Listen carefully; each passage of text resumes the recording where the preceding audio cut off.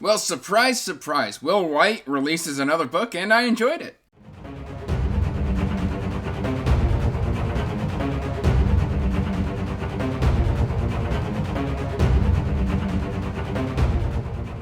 Hey everyone, welcome back to Andrew's Wizardly Reads, and we have got another book review for you. But before we get into that book review, please like this video and subscribe to the channel, as it does help the channel grow. And if you so choose, check that description box down below for information about my Patreon if you want to help support what I do.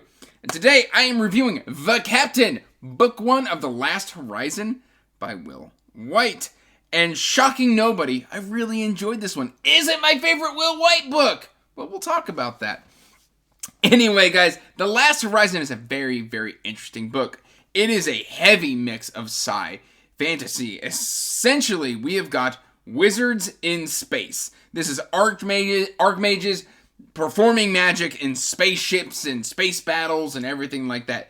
And it gets just as zany as you can imagine. It does have that signature Will Wight feel with just humor and snappy one-liners. I mean, it's fantastic. Our main character is Varric Valinar, and he is the heir, or the genetically engineered son/heir of the Valinar Corporation. Basically, the billionaire, or the mega trillionaire billionaire owner of this company has engineered an heir, and they want to do some magic shenanigans. And essentially, at the start of this book, the way that the magic system works is that an archmage or a mage in general can only master one specific set of magical abilities. So if you're an elemental, you can only use elemental. If you're a shielder, you can only do shields, things of that nature.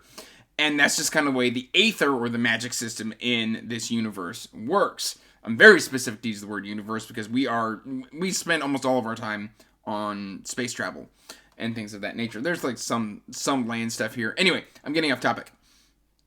And so there's a ritual performed where like basically his father sinks a whole bunch of like, they said like 1,000 fortunes or something like that into this ritual that allows him to experience multiple personalities or tap into multiple dimensions to master multiple forms of magic. And this makes him the sixfold or sevenfold archmage. Basically, he masters multiple different disciplines, making him the most powerful archmage in the universe.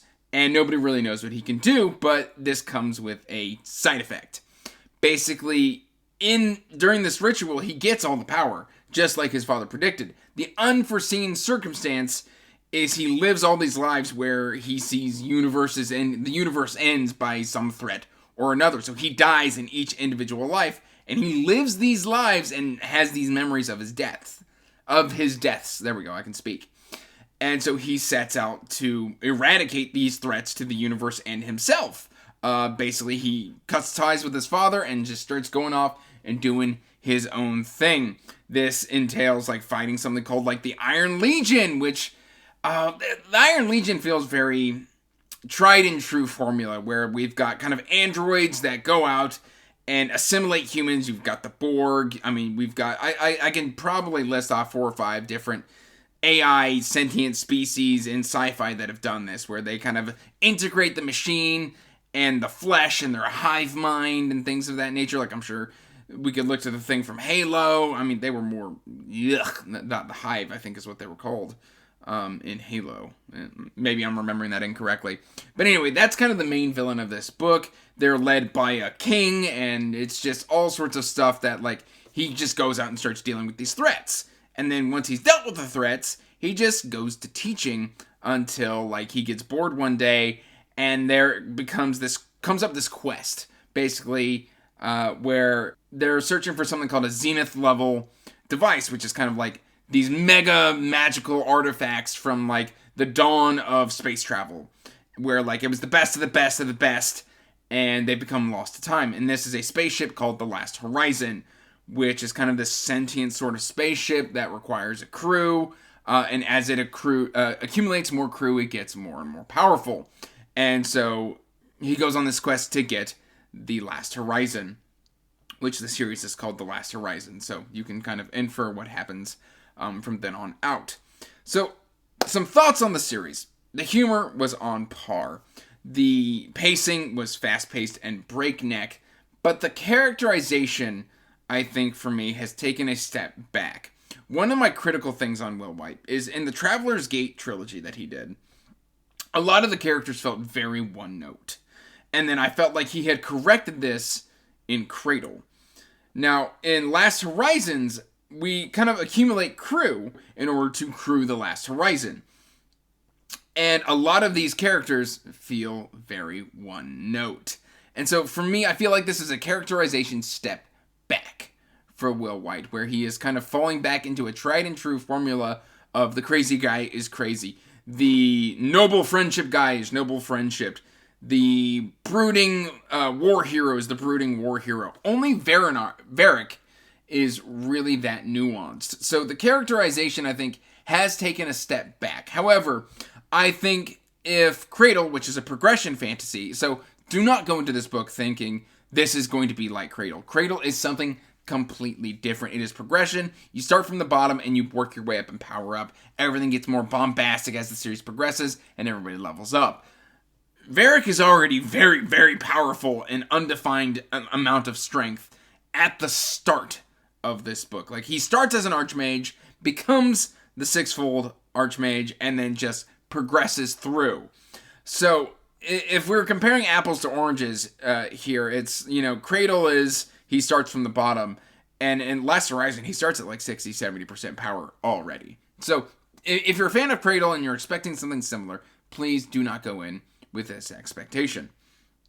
Because the pacing and the power-ups are not going to be the exact same. But from story elements, I think Last Horizon, which is a character in this book, is very funny, kind of creepy.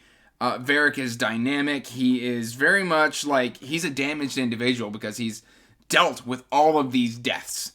Varric is kind of dealing with the trauma of his lives. Basically, within those lives, he made friendships. He went on adventures. He mastered other disciplines of power. And he starts meeting some of these individuals from his previous or his unlived lives. And they have no idea who he is, but he knows who they are. And so it's kind of awkward for him trying to integrate these people back into his life. Now, I will say it's not that awkward because it happens pretty snappy. Like, these people get integrated back into the fold and they just kind of roll with the punches. The power scale we're dealing with here in The Last Horizon is everybody is ungodly powerful or ungodly rich or just, inept or just, everybody feels like they've got a role here, which kind of comes back to my characterization theme, where I think characterization did take a step back in favor of fun and action and story. So let's kind of break this down a little bit because I just feel like I've just been rambling here. But in terms of story, we're going to give this one probably a 3.5 out of 5. It is an opening book to a series. We do some stuff, and it does feel fun and engaging. So I'll give that a 4 to a 4.5 out of 5. Pacing, probably, what do I want to give this for pacing? I want to give it a 4 out of 5 because it does move relatively quick and things do pop off all the time. Inventiveness, we're going to do about a 3 out of 5. And Space Wizards is, it's something new to me, having wizards in space, specifically on spaceships and flying around and casting magic in space. So that's pretty inventive, but again, we've got like Titans, which felt kind of like Gundams from Gundam Wing. We've got a whole bunch of elements that kind of feel cherry-picked and kind of thrown in and repackaged in a kind of interesting way. So some of this, like, you have a point of reference on what's going on. In terms of fun, this one was a lot of fun, 5 out of 5. Characterization, 2.5 out of 5. Varric is really the only one here who feels particularly nuanced. In terms of darkness, there's some implied darkness within Varric's characterization. However, I don't think it really leans into the darkness. So I think this one's more fun than dark. So I'm going to give it a 2 out of 5 on the darkness scale.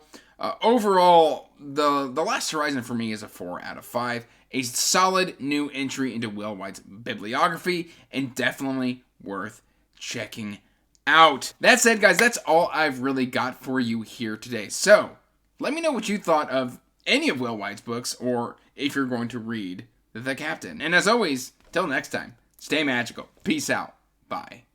And as always, I want to give a huge thank you to my patrons.